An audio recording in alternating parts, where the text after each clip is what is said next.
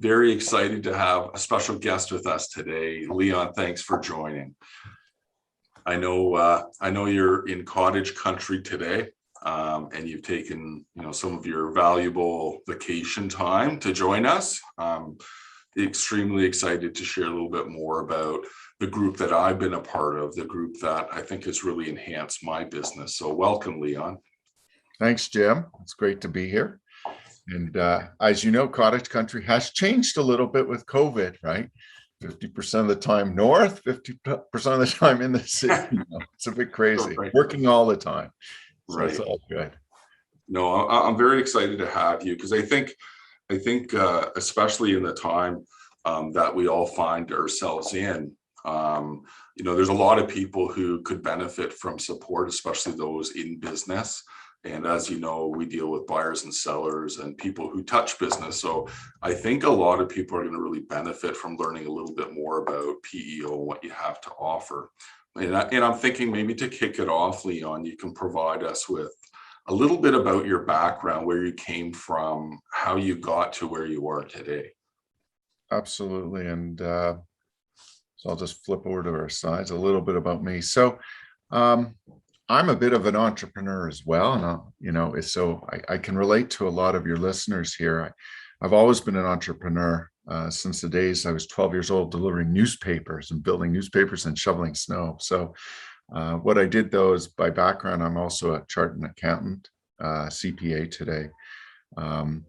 But the years I spent probably about 6-7 years in the accounting field, but then left and launched a company called Just White Shirts back in 1997, 1998. So really went back into my entrepreneurial roots, and then did go through a sale. Like some of your listeners either have purchased companies or have sold companies or are thinking about selling companies. So I actually went through that already once in 2002, 2003, when I sold Just White Shirts. And at the time, I was a member of this organization. It was called Presidents of Enterprising Organizations. We rebranded a bit. It's called PEO Leadership, and really enjoyed my time. I had a little group that I was sort of my advisory board, and they helped me through some challenging times during those years before I did sell that business. And I liked it so much. At the end, the owner at the time came up to me and said, "Hey, would you be interested in help me build out our business?" And I was like, "I like brands. I'm not sure, but I'll help you out for a little while." And you know what? I got stuck. When you start going to sit in these different advisory boards and you really start thinking at a leadership level and a macro perspective, it brought me back a little bit, not to my accounting roots, but working for those firms, Deloitte and Coopers in the early days, where you spent a lot of time thinking strategically about businesses. And I just fell in love with it. And here I am today. Actually, 10 years ago, I bought the firm from the original founder just over 10 years ago. And we've been building it ever since. And it's just a fabulous community. And so that's a little bit about me. 3 kids, by the way. I'm empty nesters with my wife, Michelle, for the first year. It was great. That COVID hit. We couldn't go anywhere. So no, this is the first year maybe we'll get a little traveling in between work. So it's all great. That's good. No, thanks for sharing that, because I think it helps people to know what your background is and that you've owned a business. And I think you can really speak to the benefit that a business owner would get because you've been through it. And I can say, I joined PEO Leadership during COVID. So we are now just getting back to the face-to-face stuff, which I absolutely love, because I feel like there is a bit of a difference, but there's so much good that one can get. Yeah, no, it is really nice to start getting back to face. Zoom is, we were very fortunate. We went on to Zoom really early in March 2020. And from an organizational perspective, it was great because we have both corporate leaders, and I'll walk you through that in a minute, but we also have more than half of our leaders are entrepreneurs. And on both sides, when COVID hit, there were just so many uncertainties, so many questions. And, we talk about being lonely at the top. There was no point in time that you were more lonelier at the top during that period, because you just had nowhere to lean on. You had your employees who were freaked out, worried. Some of them, most of the places shut down in March and April. So it really, the ability to sort of lean in on each other, lean in on the community, ask each other how you're dealing with things, what you should be doing, whether related to space that you owned, whether related to people, furloughing people right during the time, whether related to CERB, like how do you apply, what should we be doing? And also Zoom. I mean, most of our companies that are members at that time, Zoom was sort of like, yeah, some people were on it a little bit here and there, but you'd be surprised. Most people didn't even know how to use the technology. So just learning that stuff, being able to lean on each other was really, really important during that period of time. Oh, I can completely see that. With respect to companies and individuals who are part of PEO, can you speak a little bit to, you know, what's a profile, a typical profile of different members? Yeah, absolutely. So maybe I'll walk through a few slides and I'll take Sure. it from the top. And then, and Jim, you can obviously stop me anytime you want and Yep. direct me. But I thought I'd start with the essence. So just the listeners understand, PO leader, what's this really all about? And so our essence is quite simple. We're here to try and help leaders realize their personal, professional, and organizational growth objectives. So it's sitting with leaders, having them define what success looks like in the future. Mm. And not just on the business. And this is really important for entrepreneurs. It's more than just business. It's, you got your health, you got your, why am I working? What type of wealth? Am I trying to accumulate wealth? Am I trying to set a time that I have an option to do whatever I want to do sometime in the future? I call it living to work or working to live. So business is fundamentally the driver, but health, wealth, family, relationships, career, those are all elements that are important, because when something goes south in one of those areas, it affects everything, including your business. And I've lived through a number of those different ones with different members in those different verticals. And it's difficult. Health is the easiest one to talk about. I mean, if you be the greatest leader, but if your health goes and you're not proactive about your health, things start to go away. Your focus no longer on the business. Your family starts to suffer. And I'm not saying we can control our health, but we can certainly be proactive in trying to help it. So we tend to focus, and that's why personal is included there, professionals included there, and organization. I believe things need to work in harmony, and it's different for different age groups of what's important and how you prioritize. But those elements are really, they're all working hand in hand. So our essence, trying to enable leaders to realize those goals. And here's quickly what I just talked about, those 5 key elements of success. I just mentioned the business, health, wealth, career, personal relationships. I have career in there because, like I said, about half of our leaders are running very large organizations. They're hired, I call them the hired guns. So even if you're an entrepreneur, sometimes you could be the chairman, you step out of business and you're looking for that president to run. So I would have a lot of those presidents, or I would have a lot of that senior leadership team participating in what we call our senior leadership group. Guiding principles, and I think we've talked a little bit about this over the last few slides, but leadership excellence does not happen by chance. I truly believe that. And some of it is certainly, people can say some of it's innate, but you got to learn this stuff, and it's constantly changing. We live in a world that is changing so quickly these days that you need to stay on top of it.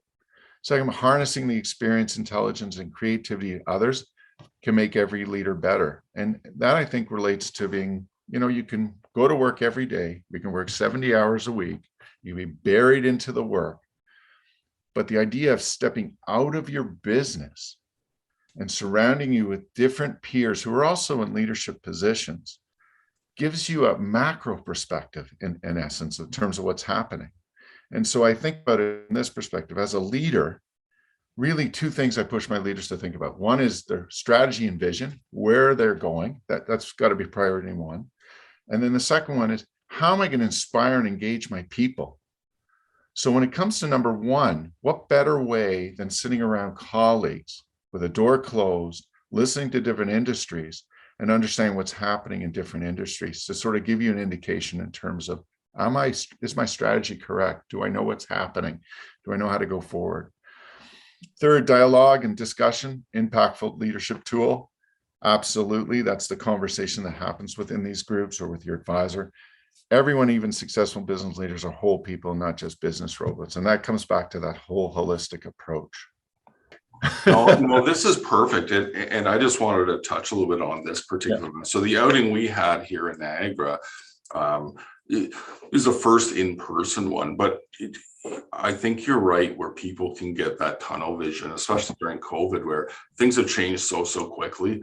And oftentimes as the leader or owner, you're trying to drive all the change, and you're doing a little bit of everything, and you get sucked into the day-to-day and you forget about the macro view. And I found the beauty of the outing that we just had, the day and a half, was that you get challenged. What is your strategy? What is your vision? And how are what you're doing day to day, how's it contributing? Because sometimes you do get pulled into the weeds, and it really shouldn't be your role necessarily.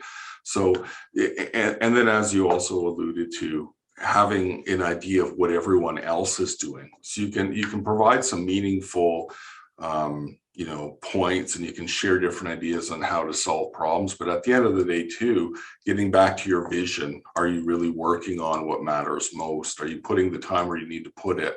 Are you making sure people can cover you off down the road? Those are the things I think that are so critical to selling a business, is really making sure you're not the business.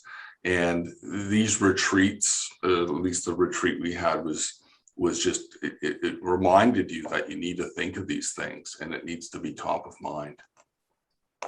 Yeah, and I think even in your group, probably those retreats sometimes become a little emotional too, right? Because Sure. Doors are closed, you're trying to be objective, you're trying to help each other.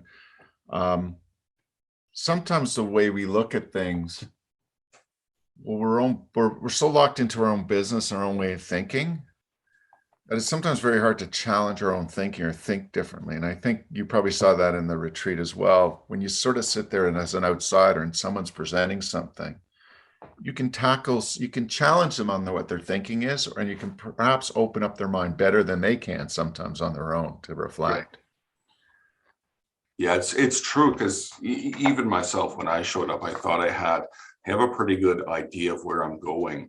And I think the key is having an open mind and not getting defensive, and just being open to different perspectives. And what I learned coming out of it is, my big, hairy, audacious goal wasn't all that big and hairy. Maybe it was hairy, but it wasn't that big. And so, the feedback I got was, what, don't be afraid to push yourself. You're in a safe place now. Your goal mandate is clear, so you got to push yourself, take some more risk. And so I got a lot out of it, because it's like you said, you get challenged by people who know you. They're very objective, and at the end of the day, they're providing advice that is really meant to benefit you. Right. No, that's good. I'm glad you actually. I know I heard from your retreat that it was really good, and people really enjoyed the exercise and the tool that you used to really facilitate the conversation. So yeah. So I thought I'd go through. People ask me, okay, what differentiates us against? There's other competitors out there, different types of groups out there, and so one of the things that there's a few things, and I'll fly through this and maybe share a couple of stories, but the first thing that's very important is when you run a peer group, you really want some leadership in terms of running that group. And so we're very fortunate to be working with, you see a whole bunch of pictures here of advisors, and a very diverse group of advisors as well. And these advisors are essentially, I talked about creating that initial roadmap with our leaders. They're the ones that sit down with these leaders and sort of push them and say, let's understand, for example, it's just, let's say December 31st, 2022, not 21. So we're about 18 months or 14 months out. What does success look like for you at that particular date? So we talk under the heading of business, health, wealth, and we actually try and record at that today of what would be success at that point in time. And that allows us to build a roadmap from point A to point B. And really the job of the advisors is not only to challenge you to build the right roadmap, but also during the year to keep you aligned and saying, okay, you're going from A to B. The path is a straight path. Now we're going to get curveballs thrown at us, but as an advisor, my job is to bring you back to the path until you tell me we're going to change one of those goals.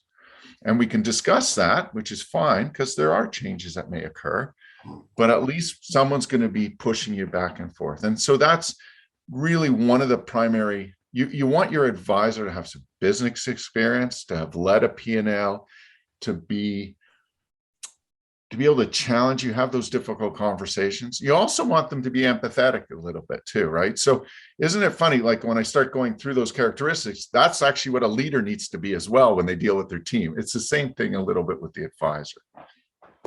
So, and Leon, how do you come across these folks? How do they eventually, come to be part of PEO?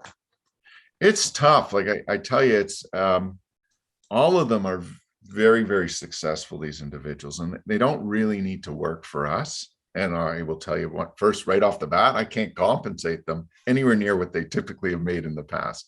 So they're there really as a give back. They want to continue to be connected in the world. They want to make a difference. There's a lot of, like, I've been doing this quite a while, and you don't do this for the money. You do this because you want to see the change. And when I have a leader that's fundamentally changed, or watch their organization just spurt out in growth or take a different direction, you actually come along, and it's actually the most intense feeling. It's like you've accomplished something, you've really done something. And I think the same applies to the advisors in terms of why they do this. They're hard to find, and I some of it is word of mouth from my members.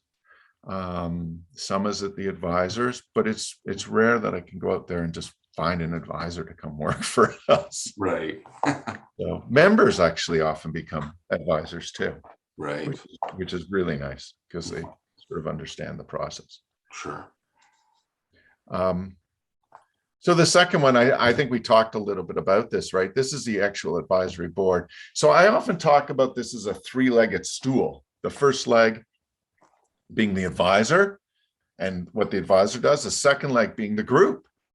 And so what does that group mean? Well, that's your advisory board.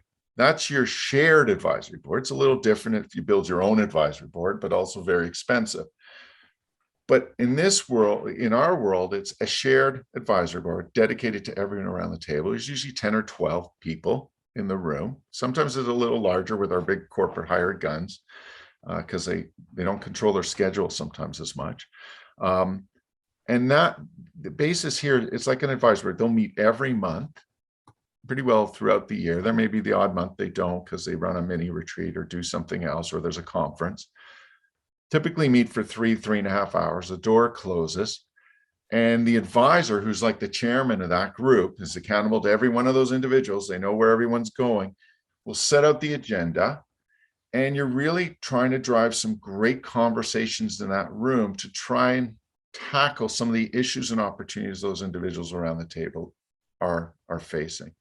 And so as advisors, we run different advisory boards, run it a little differently than each other. Like they're not all the same in terms of how they run it, but overall the structure's somewhat the same. I mean, it's all about the conversations and the dialogue, and really, I get them to focus on 3 C's.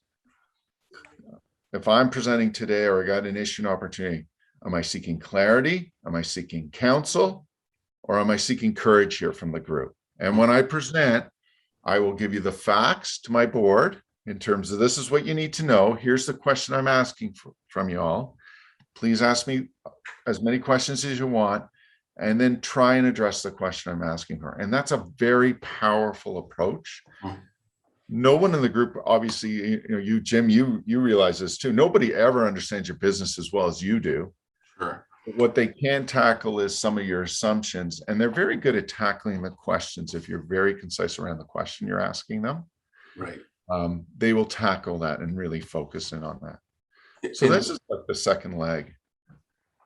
And I was just curious about how you compile these groups? Are you looking, like, if I think about a typical board, they'll have different specialties, they'll have people from different backgrounds. Do you guys kind of look at that as well and say, let's make sure we have a balanced group, so there's, you know, maybe someone who's touched on the finance side or a little stronger on the operational side, maybe legal side? You guys look at it that way? Yeah, we do. So, you know, unlike a lot of organizations out there, when people come to us and are interested in joining the community, we will sort of interview them ahead of time and try and understand what's important to them. And in doing so, from a personality perspective, want to understand them a little bit. Then we start to looking at the different groups and saying, where could they actually contribute to a group? Number one, and number two, could a group actually contribute to what they're trying to achieve? So some very common things. One is size. You can always look at size and determine what group makes the most sense. Two is, are they a hired gun or are they an entrepreneur? Because you tend to want to have the hired guns together and the entrepreneurs together, and because they think very differently and the risk structure is very different. You can definitely learn from each other, but over time, it's difficult. Like if you're a corporate guy making $500,000 working for basically running the Canadian operation of, so you're a sub of a US thing, politics play a lot into it. On the entrepreneur side, you may not be making $500,000, but you're building value in your business because you're sacrificing potentially some salary, but you got to deal with the banks. You got to deal with a whole bunch of different stakeholders, and politics isn't necessarily where you need to spend your time. So those are that's how I like to tend to separate them. And then I think about personality. Will they get along with the advisor? Will they get along with the people around the table? Diversity. I mean, we're all talking about diversity. Very important to build these groups with some type of diversity. Different industries. First of all, no competitors, so you're not selling or buying from each other's, you know, or you're not economically dependent. You may end up buying stuff from each other, but it's buyer initiated. But no competitors. I like to have a couple people from different industries in that room. So if I can have 2 or 3 out of 10 from a CPG industry, for example, they can help each other a little bit. Same with services. And then the D&I, I just believe, you know, take the subway in Toronto. It ain't white, male, gray anymore. It's totally diverse. So if that's my consumers, it'd be nice to have my consumers around the table a little bit as well. So I think about those elements and trying to place people in groups. Right. So that's number 2. And it comes back to sort of your question back then when I said, okay, let me go through some of these slides, but who's involved, right? And the type of the customers. And so here you're going to see a sense of, there's some very large businesses in here, right? And they're typically their own groups, like the Bayers and the Milas and the J&Js. You're looking at the Canadian heads. Sometimes they have more responsibility, some maybe on Mexico or different areas. And then you've got a lot of entrepreneurs in this room as well. The Umbras, Portage, you're in there. RPI is a Canadian company. RSM was originally a Canadian company, Sherrard Coos. So there you're dealing with the owner managers, and they're usually the president or CEO involved as well. But we have a whole range of different organizations, but we also have many different groups. And what's really interesting from this piece, I call this the third element, because we've been very lucky in creating a community that tries to be as giving as possible. And so when you think about what can people give, time. So Jim, you're in a group, you guys have your conversations, you're getting feedback. But if you bring something up, like you're looking at a new industry, or you're looking to sell a business and you want it sold in a new geography, or that's not so much, expanding in a new geography, then we, as the advisor, if you were a migrant, we start thinking about the broader community. Who should you be thinking of talking to? And in that case, sometimes it's not just an entrepreneur, it could be one of the big corporate guys. And to have them say, sure, I'll meet with Jim, I'll grab a coffee with Jim for 30 minutes, 45 minutes. I've experienced this. Let me see if I can help Jim so he doesn't go through the same challenges we did. There's a lot of overlap there. And that's where we sort of bring the entrepreneurs and corporate people together. Right. So there's a big network at the end of the day where everyone is kind of connected to one another, yet they've got their own little hub or their own little group where there's a, the discussion is around more in-depth items, and you really get to the heart of the matter. And yeah, I would say the piece that I found a little bit unique is that you are talking about kind of the personal component of the individual, but you're also talking about health. It's not just business, and I think you guys are obviously onto something where if one of those is out of whack, it's going to affect all the others. And I've seen many groups that are just focused on the business element. But what I've found in our group in particular is everyone is focused on their health, and they want to be held accountable to certain things, right? And they have learning goals and this sort of thing. So it's nice to have that all encompassing piece, I guess, at the end of the day. You almost feel like you're growing as an individual, you're growing as a father, you're growing as a leader, and your business is benefiting. So yeah. Well, health is interesting because, well, it's been tough, right? Like you think about the mental challenges during this COVID period, the lockdowns, right? And you think about also from a leadership perspective, like I'm lucky, I sit in different groups and I listen to what's going on. And it's not just the leader that's had to go through this, but you're still responsible for all the people in your business. And before COVID, certainly we're inspiring, we're engaging, we'd lead that way. But this COVID threw a whole new angle at this. Now we're also have to worry about the mental health of our people, right? This is even beyond should we vaccinate or not vaccinate. People are coming in and they're challenged, right? They've got kids at home. I'm doing Zoom, but I've got 2 young children. How am I dealing? You could just see the stress building, but it impacts the leader because the leader all of a sudden is now carrying that on their shoulders as well. And that's not a skill set that we ever thought that we really needed to have. Like it's almost like being a bit of a psychologist now as a leader. Right. So again, the groups really helped that way. It really helped in the last 18 months because it's a real COVID. We know if I look at the Spanish flu, the aftermath is a lot of challenges around the mental stress coming. And I think that stuff is going to play out for years now on how we deal with this. So, that's one. The other one is the family we touch on just slightly, but I've had members who have thought the grass was greener and decided to leave their families or, split for their wives. They don't understand sometimes the ramifications of that. And so they talk about it in the groups, right? They put it out there. And because we have a diversified group, we're not 10, 12 men in one room. It's interesting the input that they'll get, which is, I'll just tell it to you, they just go at them. And I think that's helpful because it gives them a reality check sometimes around what life could be post marriage or whatever. Have you tried this, and this? So again, it comes back to the business, because if you're distracted and you got to split your assets up, you may not have a business down the road. It's really important. So anyway, those are the core differences. 4, I think you actually got involved with some of this stuff in your retreat. Like I think you guys did the life GPS, and I mean, you could speak to that and what that was like and how that opened up the conversation. Yeah, and I mean, it was really fascinating because I mean, essentially what we had to do is sit down and reflect on, what would your eulogy sound like? It's kind of odd to go through that example of, thinking about what you want people to say about you, but it provides an interesting perspective. And then out of that comes, what are your health goals? What are your business goals? What are some of your big, hairy, audacious goals? How are you going to get there? So it's great to put something on paper as to where you want to be, where you want to go, health and wealth and business. But at the end of the day, there's got to be a plan forward. And I think that's what I really appreciate about the group was, and the facilitator in particular, is great that your goal is tripling your business over the next 5 years, but explain to me how the path you chose makes sense. How are you going to do it?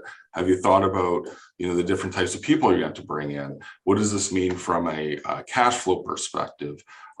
you get challenged with all those things. So I think some of the big ideas people, they get that support on the level of granularity required. I'm kind of on the other end of the spectrum where I like to look at the numbers, and sometimes I forget about, the big picture and challenging myself because I'm a little bit too conservative. So, and so I get that nudge and that push, like, okay, Jim, like, you're going to hit these numbers. You're sandbagging. Let's see a little more aggression here. So that's what I went through. Yeah. And I was going to ask you too, Leon. I mean, have you seen any statistics between, folks who run businesses and are a part of a PEO type group versus those who do it alone? Is there anything out there? I've seen some, but I can't substantiate them. Like I've seen, there's a worldwide organization called Vistage in the United States with a lot of CEOs, and they do the research on that stuff. And they've shown a market improvement for those that participated in these peer advisory boards. But, I can take it up from it's not even theoretical. When you think you've got an advisory board, a business, look at all larger companies, small, mid-size, that really start to put money into their own advisory or board of directors. There's a direct relationship. Like I sit on a couple of boards as well. And our job is to push the CEO, right? To get him to think outside of the box when he presents to us. And I know that's his chance to sort of step out of the day-to-day to get a much wider perspective of what's going on, and to not just even challenge him, we challenge their management teams from time to time, right? Through that individual. Sometimes we'll have the CEO bring in their management team to present the financials. And so we'll actually be able to assess a little bit of the management team as well. That sometimes happens in our peer advisory boards as well. But again, remember, it's shared. But in my group, for example, I may have one of my members who's doing a deep dive, bring in their team to assess that, to assess, how good is that CFO or that CMO. So I think it absolutely makes a difference. It's like, I always use this I came up through the swimming world a little bit when I was younger. I used to swim. And so you can hire the best coach out there. And there's certainly different grades of coaches out there, and they stand on the sideline of the pool and you're going up and down the pool, and they stop you and they work on your skill set and your capabilities, right? Kind of the coaching model for a leader as well. But it only gets you so far. So then what you need to happen in the pool is, and you think about these Olympic athletes and the real ones that are starting to push, and it actually floats down to the club level too, is in that lane that I'm swimming today, I need 4 or 5 other people in my lane who are peers, and I need it spread across the pool. Why? Because every day you can't be at 100% of your game. But when someone's tickling your toes because they're catching you on that next set, or I'm racing against somebody beside me, I am constantly being pushed. And the coach can yell as much as they want, but they're out of the pool. They're not actually within eye length, and I'm actually racing. So surrounding yourself with peers who are going to constantly push you through difficult and challenging times raises your game. And there is no Olympic athlete that trains on their own without going to competitions, without actually training with others and surrounding themselves to keep pushing their game further. And it is exactly the same thing here with peer groups. That is the whole intent. Get yourself around with peers, and they're not necessarily your friends, who are running similar businesses, who are striving for something greater, and let yourselves become accountable to each other and push each other. You're in a group, you sit there, and when you watch somebody else be successful, you sort of reflect and go, geez, I got it. I'm talking next. I want to be successful too. So that's the driver here. That makes a lot of sense. And then there are obviously tools that go along with this. And I think these are the pieces that in my world, I sometimes see don't exist, where businesses will go and sell and they may not have a up-to-date business plan or strategy map or these sorts of things. And they've somehow landed in a pretty successful spot. But I think to myself, man, had they gone through a process where they are mapping out, the most direct direction from A to B, where could they have gone, right, at the end of the day? So I think that's the piece that I really benefit from too, is having these tools where you're forced to present the big picture and the way to get there. Because I see a lot of businesses that we sell that don't necessarily have those pieces in place. It's huge on a sale of a business, and you could probably correct me if I'm wrong, but the preparation in order to sell a business got to start a few years before the actual sale. And I find a lot of entrepreneurs, first of all, they're operators. They're good operators, but how many transactions have they gone through? None, most of them, right? So this is this is actually outside of their capabilities, most of them.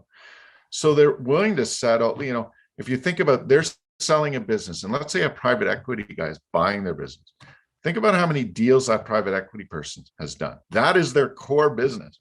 They can work you with every which way. They know exactly how to negotiate with you. They've seen it before. That's the process. So you're at a huge disadvantage if you're not really planning your sale properly. And a peer group having that experience, just again, to lean in on, right? You're going to go through negotiations with a P or a buyer. Having a group you can talk to who can be objective on buys. Some of them may have already gone through a sale before. Tapping into that knowledge is massive for them, just to make sure that they start prepping and actually try and maximize the value. Because I'm sure, and you see this probably, a lot of people leave a lot of value at the table at the end of the day and probably don't maximize what they could have gotten. Yeah. Yeah, just by preparing, I think oftentimes, you can, if you think about a home, like cosmetically, you can make it look better and it becomes more attractive to more people. All of a sudden, you've got a bidding war. What we find most interesting, though, is a lot of operators who are in the process of selling, a lot of business owners, they may not even know what their secret sauce is. They know what they do really, really well, but they don't know why. They don't necessarily know what their story is or their competitive advantage. And that's the piece that we usually have to sort out before we go to market. Because a buyer coming in really needs to understand, if you make ketchup, what are these ingredients? And is it possible that someone else is going to figure out the ingredient list and we become obsolete? But I'm always fascinated with, how many people know that they're good at a particular thing, but they don't necessarily know about the factors that have kept them in business for so long. And when you go through these, the life GPS, for example, you have a pretty good idea of where things stand and where you want to go. Yeah, I agree. Well, I mean, that's where your services become invaluable, right? You should never sell your business on your own, period. It doesn't make sense. It's like, how many people sell their house on their own? Nobody does. It's just, you're not prepared. It's something totally different than running your business. I guarantee you. So just so people know, so we run a big, actually, I won't even talk to the next slide, but one of the things we have are some very big partners that cover buckets that we talk about. Like from a health perspective, we are not doctors, right? We certainly plan some stuff, but we associate with Cleveland Clinic, right? To help us help our members when they run into some challenges. On our larger groups, we actually subsidize Cleveland Clinic for them to make sure that they actually go on an annual basis for a physical. We can't keep up with medical costs, but we can donate a little bit of money towards that. Focus is really about the wealth side, right? In terms of, you're working to live, living to work. We all work so hard. We're putting money aside. Yeah, a lot of our money is wrapped up in our businesses, but we are still doing things like RSPs, TFSAs, RESPs. How are you investing that stuff? Because I guarantee you, running your business is very different than managing money outside. So trying to educate people a little bit on that stuff, even where the markets are going, it's quite important because it sometimes comes back into our own businesses as well. E&Y, same thing from a tax perspective, planning. Aaron Bearless, we've done some M&A stuff. A lot of members go through that M&A stuff. And as Jim, what you specialize in, and one of the corporate lawyers there is absolutely fantastic in helping them with their M&A. and getting this stuff. I went out and looked for, or not I, but a few of us went out to who is best in class here. And it's really about people more than even the firms, Right. that can actually make a difference to our members and bring thought leadership to us. And then I think the last core differentiator, and we got this coming up, and I totally, because last year was virtual, we're back in person, so it is going to be exciting.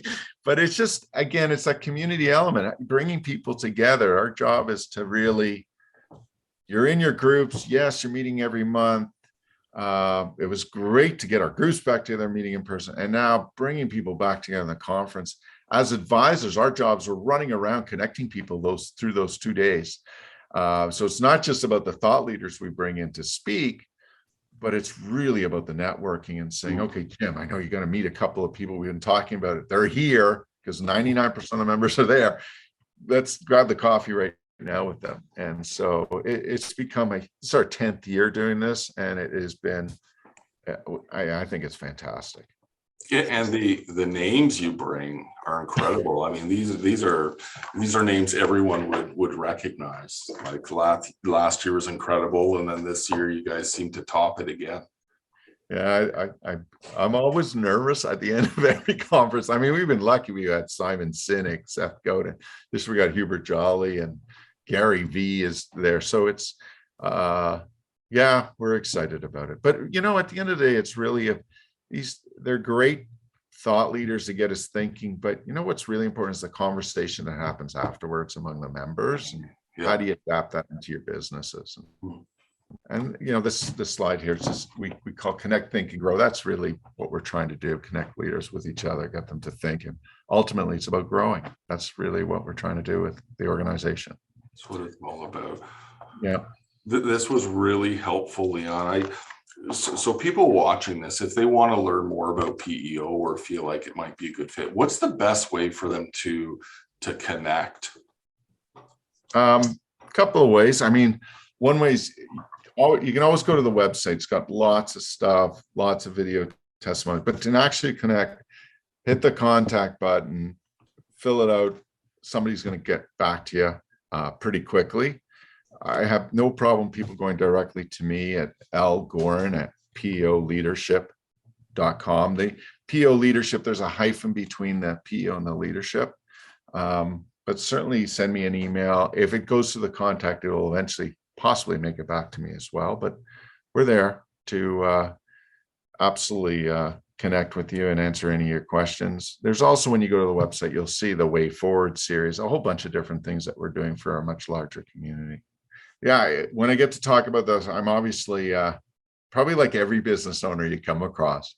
We're enthralled with what we do, and we love, and we're passionate. And when the passion dies, it's time to get out. That's right. Hopefully not by the time, you don't want it to really die. You want it to be almost at a high. That's right.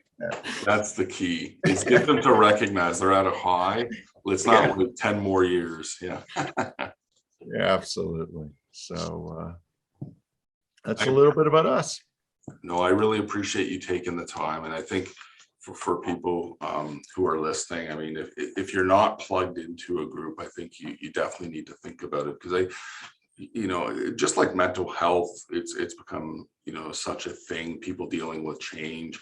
Can't even imagine trying to navigate that on your own. But if you're running a business and you're responsible, like you said, for many different people and customers and that sort of thing, that support is pretty valuable.